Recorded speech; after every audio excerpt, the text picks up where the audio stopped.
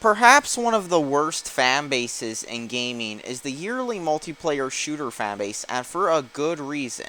It's not just because many of the players on there are well known for bragging about how they banged your mom 69 times while getting drunk and high, or calling you a hacker, but also because, well, let's be honest here.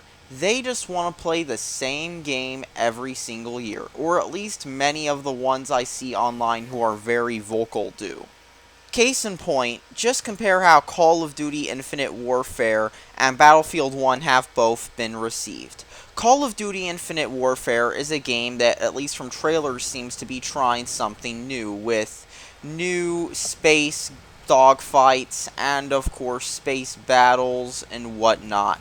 However, Battlefield 1, instead of trying something radically new, basically does the same thing as the last few Battlefield games did, except with a World War I inspired setting. I'm saying inspired because it seems more like an Indiana Jones movie than World War I, just like how Battlefield Hardline felt less like actual tactical police procedure and more like the Ferguson Police Department as depicted by CNN fighting the Mexican drug cartel.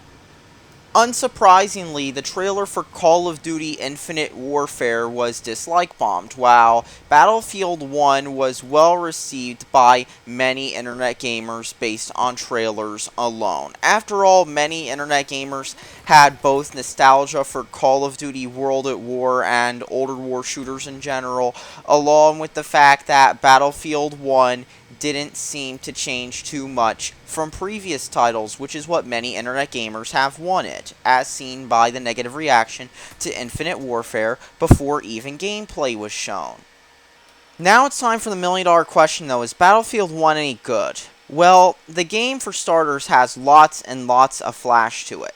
Battlefield 1 takes place in a movie-inspired version of World War I, since nobody wants to play trench warfare online, featuring tanks, horses that you can ride on, biplanes with propellers, and of course World War I era weapons. The game also features lots of flash, just like Star Wars Battlefront did, and when you spawn, for example, the camera will lower to your spot in the battlefield, instead of just instantly spawning you like Battlefield 4 would. The game also features animations for getting in tanks and stuff that are in first person because they really want you to feel like you're part of the action with all this flash. The graphics, of course, are pretty nice since, after all, it is a Frostbite engine game, and you can't really go wrong graphically with the Frostbite engine. I mean, even Star Wars Battlefront, which was a bad game, had great graphics due to their use of the Frostbite engine.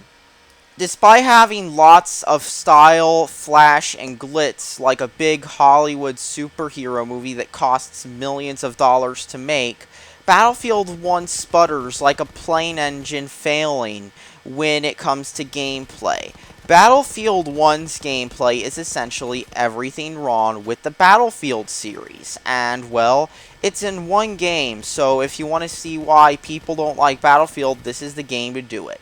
Battlefield 1, for example, features campers, and campers, and the one map in the beta is a huge wasteland of campers. I mean, you can try running from one point to another, you'll get shot by a camper, and by somebody you can't see from a distance. But to make matters worse, it seems like the guns in Battlefield 1 aren't very good.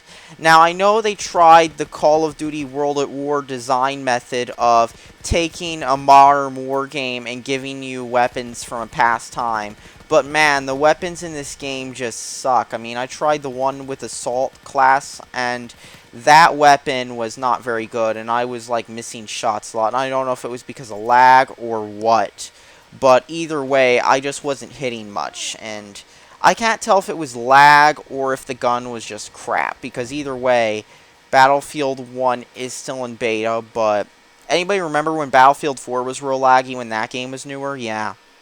To make matters worse, though, you don't get rocket launchers. You get some mines, but you don't get rocket launchers. Now, I know they're trying to keep this World War I, but at the same time, this means that unlike newer Battlefield games, you can't go from a distance and fire on tanks, or fire on other types of vehicles like you could in older Battlefield games. You just can't do that in Battlefield 1 because there is no rocket launcher. And of course, did I mention that there are campers everywhere and you die quickly? Yeah, because that is what happened when I tried playing the game. I couldn't move much without getting killed by campers. That's what this game might as well be called, Battlefield Campground Edition, because everybody camps, alright?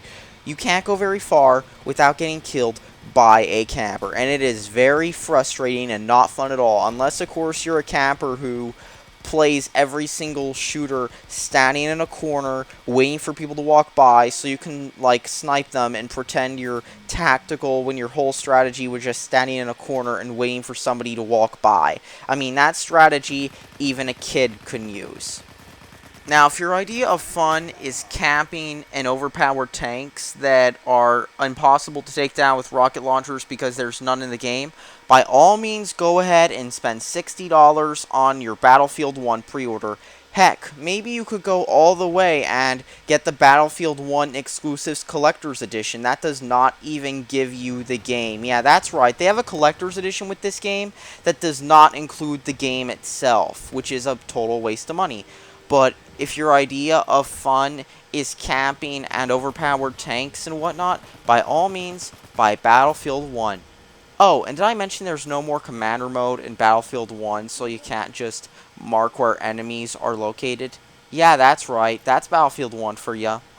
Don't buy this game. It's a waste of money, and that's all that needs to be said. Thanks for watching, and subscribe for more.